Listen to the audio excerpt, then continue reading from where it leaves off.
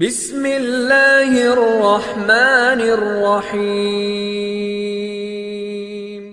معزز سامعین گرامی، آج تک آپ نے ابلیس کے بارے میں سنا ہوگا کہ انسان کو ہمیشہ عبادت سے گمراہ کرتا ہے۔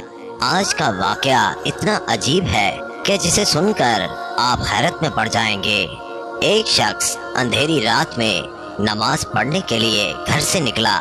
اندھیرے کی وجہ سے اسے ٹھوکر لگ گئی اور وہ منہ کے بل گر گیا۔ کیچڑ سے اٹھ کر وہ گھر واپس آیا اور لباس تبدیل کر کے دوبارہ مسجد کی طرف چل دیا۔ ابھی چند قدم ہی چلا تھا کہ دوبارہ اسے ٹھوکر لگی اور وہ دوبارہ گر گیا۔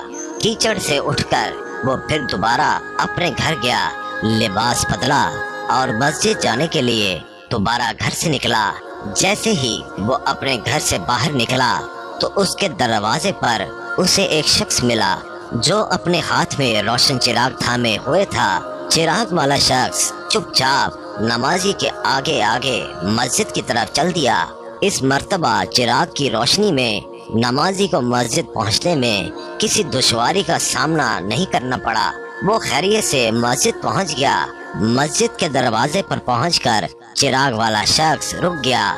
نمازی اسے چھوڑ کر مسجد داخل ہو گیا اور نماز ادا کرنے لگا۔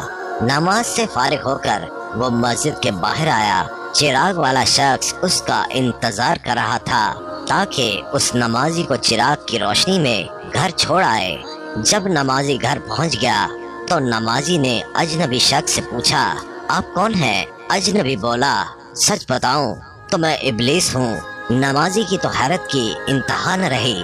نمازی سوچنے لگا، ابلیس شیطان کیسے مجھے مسجد تک چھوڑ سکتا ہے؟ اس کا کام تو لوگوں کو بہکانا ہے۔ تو شخص نے بڑی حیرت کے ساتھ ابلیس سے پوچھا، تجھے تو میری نماز رہ جانے پہ خوش ہونا چاہیے تھا، تو پھر تم چراغ کی روشنی میں مجھے مسجد تک کیوں لے گئے؟ ابلیس نے جواب دیا، جسے سن کر وہ شخص بھی حیران رہ گیا اور آپ سب بھی حیرت میں پڑ جائیں گے۔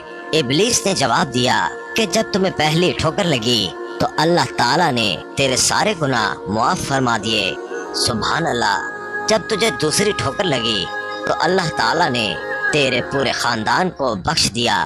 مجھے فکر ہوئی کہ اگر اب تو ٹھوکر کھا کر گر گیا تو اللہ تعالیٰ تیرے سارے گاؤں کی مغفرت نہ فرما دے، اس لیے چراغ لے کر آیا ہوں کہ تم بغیر گرے مسجد تک پہنچ جاؤ۔ اس شخص نے جیسے ہی یہ بات سنی اس نے اللہ تعالیٰ کی بارگاہ میں اپنا سر جھکا کر اللہ کا شکر ادا کیا۔ تو دوستو، یہ ہے اللہ تعالیٰ کی شان۔ پروردگار عالم کی راہ میں کوئی شخص ایک قدم بڑھاتا ہے تو اللہ تعالیٰ اس کی طرف 70 قدم قریب ہو جاتا ہے۔